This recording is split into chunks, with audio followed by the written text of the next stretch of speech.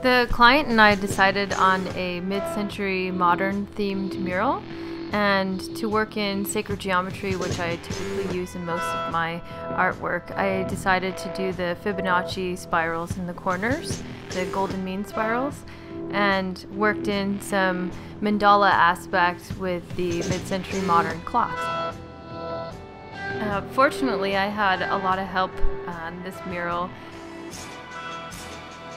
and my neighbor Liz, who happened to bring by a handful of girlfriends with her and helped hold the stencil and touch up marks for me. It saved me ultimately a lot of time.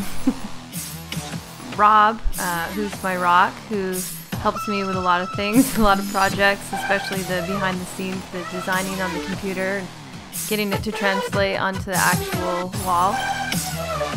The alley turned out to be an interesting place to paint a mural because it wasn't necessarily safe for me to be out there all night by myself, and it was too hot during the day. So while I was out there, we did have some run-ins with some homeless people walking by, and some were awesome and some kind of confrontational depending on how many drinks they've had.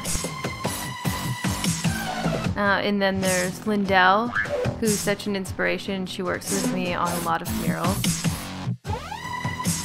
Balancing on ladders and climbing up and down, holding yourself in strange positions is quite daunting on your body.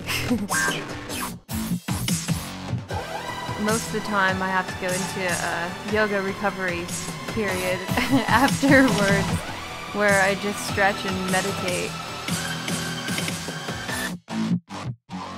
It was ultimately quite a challenging piece due to the weather conditions and not being able to be out there really by myself that night, but it really turned out quite great.